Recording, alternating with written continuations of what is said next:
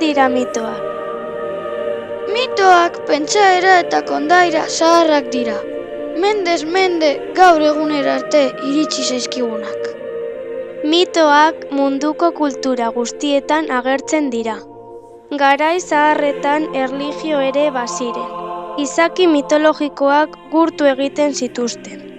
Hor, munduko hainbat jainko eta izaki mitologiko ezagun.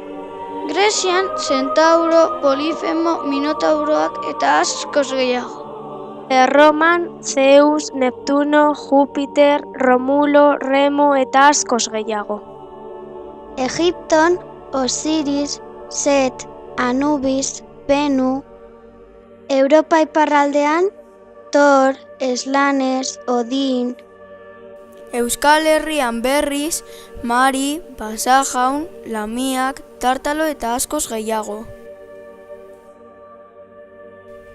Zertarako mitoak? Mitoak bizitzaren eta unibertsoaren misterioak azaltzeko gizakiak emandako erantzunak dira.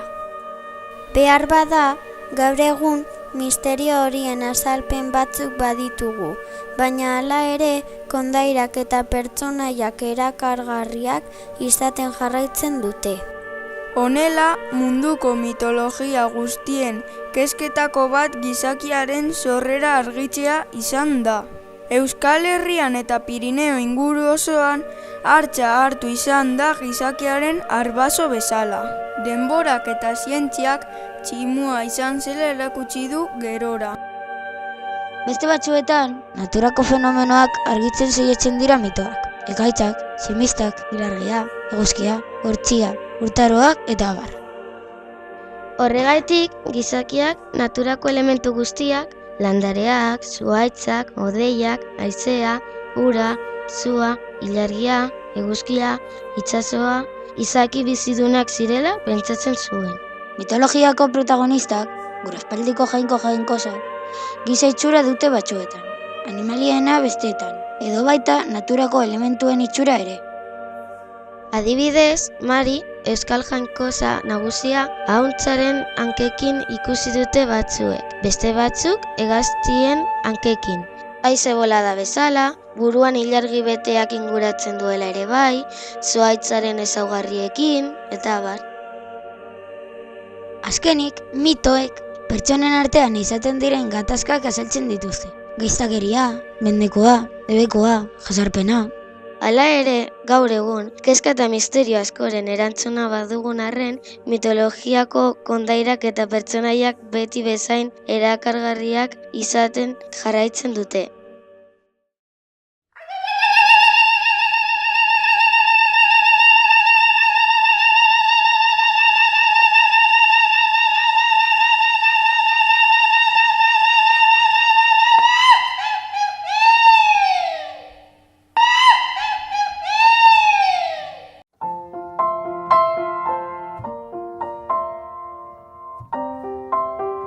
Mari, euskal jainkosa nagusia da, aintzina gurtu egiten zutela uste da. Izan ere, Marik ama lurra errepresentatzen du, eta aintzinako euskaldunek munduko hainbat kulturetan bezalaxe ama lurra gurtzen zuten. Mari izena ez da bakarrik azaltzen. Mari izenaren ondoan nongoa den azaltzen da. Mari muruko, anbotoko dama, txindokiko Mari, arpeko zaindua, izen hauengatik ondoriozta daiteke mendietako jainkosa dela. Mariri gehien gustatzen zaion oparietako bat aharia da. Bere ohe buruan ahari bat daukala esaten dute. Badira Mariren bi alaba aipatzen dituzten istorioak. Gehienetan ordea, bi seme aipatzen dituzte, Atarrabi eta Mikelatx. Atarrabi seme ona da, eta Mikelatx gaiztoa. Bere senarra Sugahar dela esaten da. Leku batzuetan Zugoi edo Maju ere esaten diote senarrari. Zuge itzuran agertzen dela diote. Mari eta Sugahar elkartzen direnean, euri eta kaskabar ekaitz beldurgarriak sortzen omen dira. Eguraldi fenomenoak bere esku daude, eta natura osoa bere menpe dauka. Trumoiaren, tximistaren, itsasoaren, euriaren eta lehortearen jabe da. Eguraldiaren jabe denez, Mari Anboton dagoenean euri jasak egiten omen ditu. Aloinan dagoenean berriz lehortea. Supelauren dagoenean usta ugari biltzen omen da.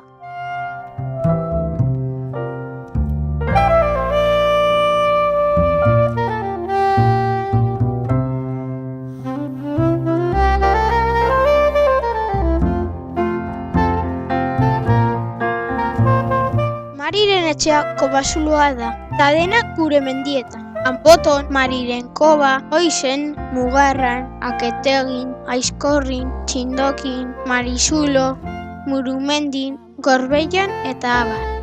Emakume elegantea eta ederra da Mari. Trumoi eta tximisten sortzailea, aberatsa. Batzuetan iruten ari da, eta bestetan urrezko orrazi batez orrastu eta orrastu diardu egun osoz. Euskal Herri osoan era askotara ikusi dute zerua zeharkatzen, leize batetik bestera doanean. Maiz, Andre apain baten itzuran, lau zaldiko gurdi baten gainean. Zua darian emakume baten itzuran, ahari baten gainean. Burua ilargiaz inguraturik, akerraren itzuran. Odei zuri bat bezala, suzko egitai bat bezala, gona gorrez jantzita eta abar. Marik hutsegiteak zigortzen ditu, esaterako artzaina baldin bada ahari bat kenduz. Gezurra, lapurreta, arrokeria, emandako hitza ez betetzea, errespeto falta ez zaio gustatzen. Gaiztoei ustak hondatzen dizkie, eta zintzoei lurreko emaitzak ugaritzen edo iturriko uronak ematen. Mariturri dute izena halako iturri batzuek. Gasteizen, Armentia eta Zabalgana ondoan bada Mariturri izeneko tokia. Hor auzo berria eraiki zuten duela urte gutxi. Hondamendiak saihesteko Anbotoko damaren leizera joaten ziren inguruko artzaina. Alkumetxo edo antxume bat eskuetan berari eskaintzera. Beste batzuetan haitzuloetara txanponak eta harriak botatzen ziren Mariren omenez. Honela, Isturitz eta Santimaminako leizeetan erromatar garaiko txanponak aurkitu zituzten. Mari gurtu egiten zuten, eta gainera beldu zioten. Errespetuz hitz egiten zioten. Marirekin egonez gero arau batzuk bete behar ziren. Lehenengo, berari ika edo itanoz hitz egin behar zaio. Esaterako, aurten harriak zagar guztiak ondatu zizkidan. Zer egin behar dinat berriz ere hori ez gertatzeko? Bigarren, aurreraka zartu. Atzeraka irten behar da bere leizet. Eta hirugarren, Mariren egoitzan egon bitartean ezin da eseri. Mariren inguruko elezar eta ipuin asko daude Euskal Herrian. Horietako bat honako hau. Amezketako irabi baserriko neska gazte bat behizain zebilen batean bigantxa gorri bat galdu zitzaion. Amak esan zion bilatzeko, baina alabak ez zion kasurik egin. Orduan, amak madarikatu egin zuen, esanez. Galtzagorrik eramango hau, ekartzen ez baden. Eta neskak bila atera zen. Behi gorri bat agertu zitzaion belardian. Berea zela uste izan zuen. Eta harengana hurbildurik izatzetik heldu zion. Behi itxurako ura ez zen bere bigantxa. Eta lasterka bizian, Txindoki mendian dagoen Marizuloko leizera eraman zuen neska gaixoa. Sorginak, euskal mitologiaren arabera, Mariren zerbitzariak dira. Leizeetan, berarekin bizi diren genio bihurriak dira.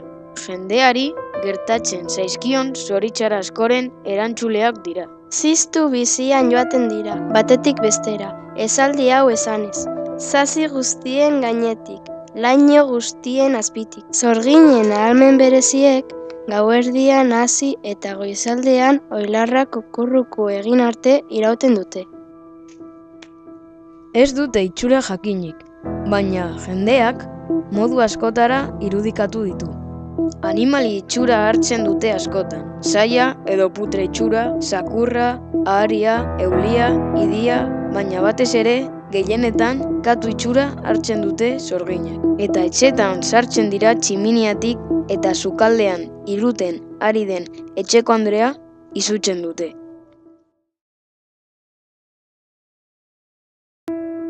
Sorgin hitza ahoskatzeko beldur izan da jendea askotan.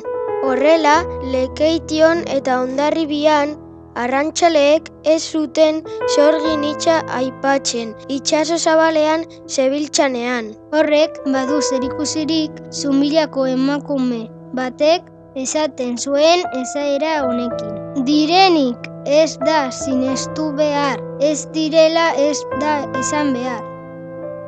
Euskal Herrian zehar hainbat leku izen daude, sorginekin zerikusia dutenak. Sorgin etxe, Trikuharri ospetsua Agurain ondoan, Sorgin iturri, Sorgin zulo, Sorgin erreka.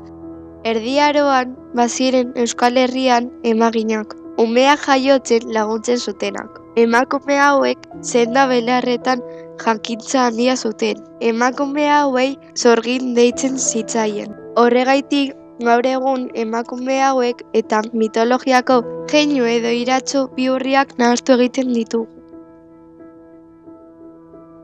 Zoritxarrez, historian zehar, kondairetako genioen ezaugarriak gaiztakeria edo ahalmen bereziak esaterako benetako pertsonei egotzi zizkieten. Hori gertatu zen sorginekin Euskal Herrian eta Europa osoan, 16. eta 17. mendeetan. Herrikide baten inbidiak edo zineramanak eragindako salaketa nahikoa zen norbait sorgintzat hartzeko. Baina benetako arrazoia beste bat zen. Emakume hauen bizi eredua eta ohitura kulturalak ez ziren boteretsuen gustukoak, eta sorginkeriaz akusatuz hil egiten zituzten.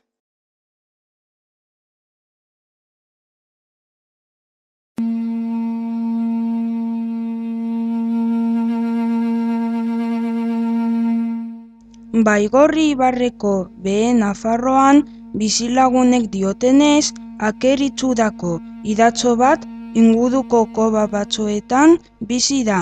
Sorginkeriaz salaketak egon zirenean, sorgindutako jendeak aker beltza gurtzen zuela, eta akerra deabruaren agerpena zela esaten zuten. Hortik sortu zen akerraren ospetxarra. Akerra ordea babesle moduan ikusi izan da Euskal Herrian. Esaterako etxe askotan aker beltz bat izaten zuten. Etxeko animaliak izurrite eta gaixotasunetatik babesteko. Gaur egun ere badira baserriko ikuiluan akerra horregatik daukatenak. Euskal mitologian emakume itxura dute gehienetan. Batzuetan oinak oiloarenak edo hauntsarenak dituzte. Kostaldean gorputz erdia arrainena dute. Leizeetan edo ibaietan bizi dira. Araban lamiei amilamia deitzen zaie. Agurain ondoan Entzia mendilerroan bizi dira. Onak dira eta behartsuei laguntzen die. Aeskoan eta Garasin basandere deitzen zaie lamiei. Beren aztarna leku izenetan ere agertzen da. Adibidez, Lamiako Leioan, Lamiategi Oñatin, Laminzilu Lapurdin, Laminiturri Herriosan. Laminak gauez ibiltzen dira, eta egun argiarekin batera beren ahalmenak galdu egiten dituzte. Batzuk diote lamiek ez dutela kalterik egiten, inork zirikatzen ez baditu. orrasiarekin orrastu eta orrastu aritzea gustatzen zaie. Lamiek zenbait eraikuntza egin zituztela esaten da. Trikuharriak, sorginetxe, zubiak, ligikoa, urkulukoa, gazteluak, atarratxe. Horrezaz gain, irutea zuten gogoko eta gauetan arropa garbitzea. Laminek batzuetan gizakiaren laguntza eskatzen dute zenbait lan egiteko. Bestetan, haiek dira gizakia laguntzen dutenak. Dena dela, lamiak oso presente egon izan dira beti Euskal Herrian. Horren adibidez, zenbait herritako ezkutuetan ere lamiak agertzen direla. Orrazia gehien azaltzen den elementua da Euskal Herriko mitoetan. Kanpezun lamien irudi bat aurkitu zuten harri batean landua, erromatar garaian egindakoa. Gaur egun Gasteizko Museoa Arkeologikoan dago gorderik. Baina laminek egiten dituzten ekintza guztiak ez dira onak. Gizakiak baitzen zituzten edo eurei laguntzeko prest ez zeudenei gaiztakeriak egin. Horren adibide da kondaira hau. Mañariako baserri bateko neska gazte bat, gauero beste baserri batera joaten omen zen lanera. Behin, haitzulo baten aurretik pasatzean, laminak atzera omen zitzaizkion bidera, eta handik gehiago ez pasatzeko esan. Baina neskak ez zien kasurik egin, eta beste bi aldiz ere pasatu zen. Azkenengoan ordea, laminek bahitu egin zuten, eta ez zen berataz ezer gehiago jakin. Baza jauna basoetan bizi da. Gizakia baino handiagoa bada ere, gizaki itxura du. Ileak gorputz osoa estaltzen dio belaunetaraino. Oso indartsua da.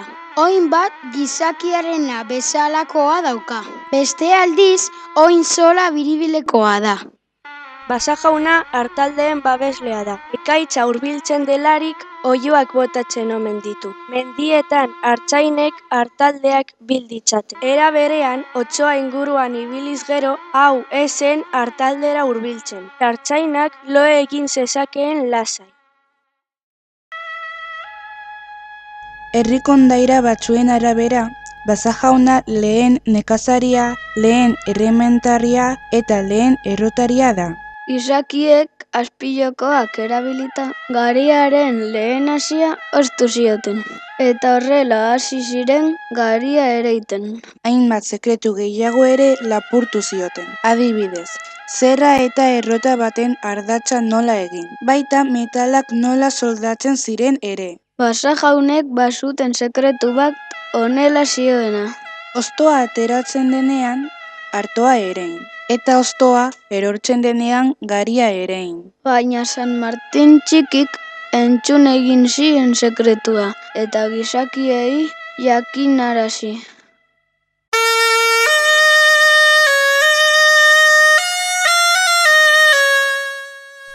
Tartalo izenaz agertzen da kondaira gehienetan. Torto ere deitu izan zaio.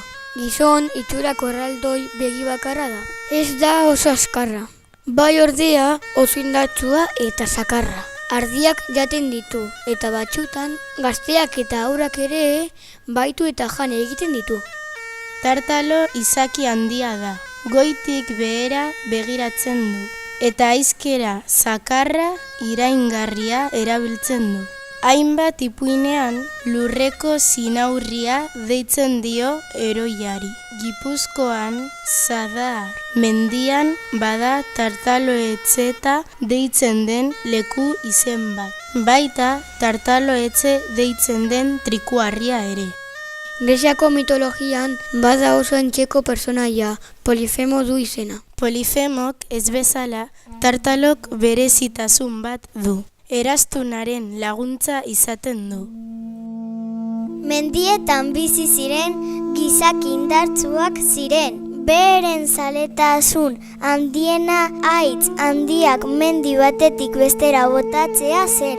Horrela, gaur egun mendian aurkitzen ditugun hainbat arkaitz, jentilek jaurtitakoak direla esaten da. Harri hauei jentilarri deitzen zaie. Jentilekin zerikusia duen leku izen asko dago Euskal Herrian.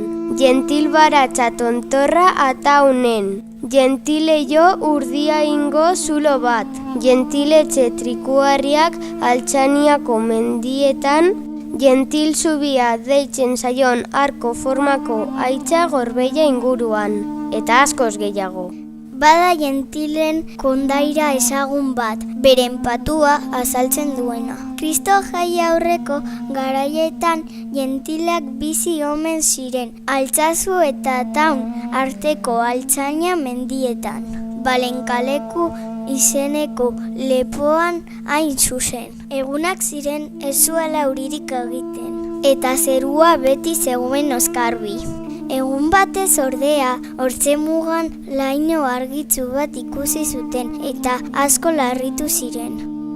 Bazen, jentilen artean 400 urteko agure bat, bere etxolan bizi zena.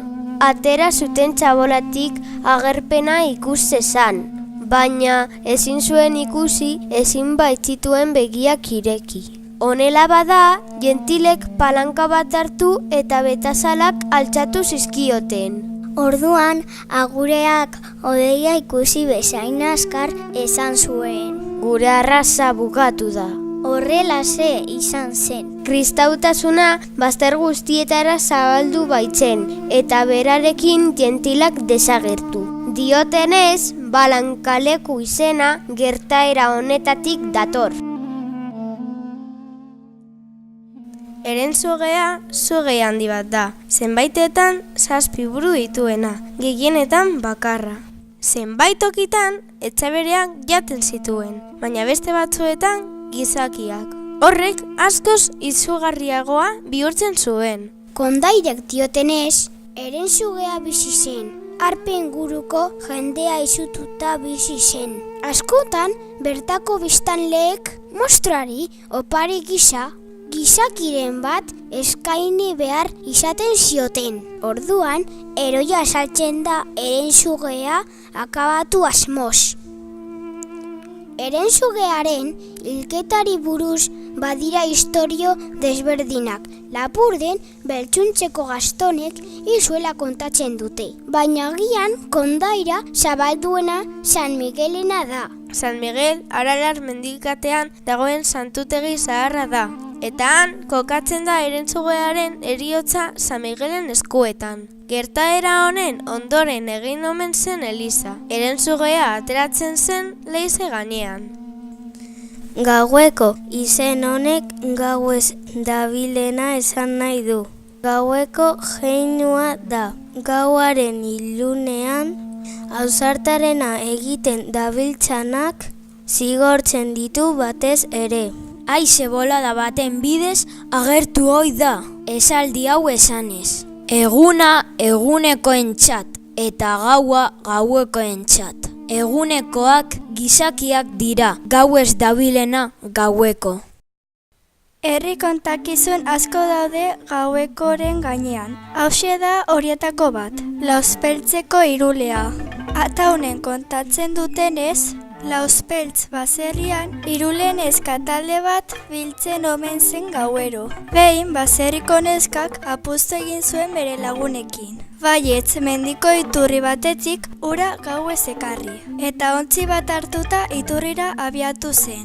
Gainerako iruleak ilargi argitan baserriko atarian zain zituen. Honela oio egiten zioten noizbehinka iruleek. Non zoaz?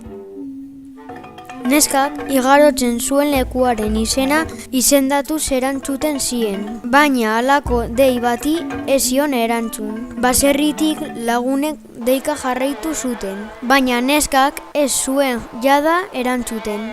Atarian ziren iruleak beldurtu ziren. Lagunari gauza txarren bat gertatu zitzaiolakoan. Hartan baserriko atarian haize boladak jo zuen, eta hitz hauek eman zituen aditzera.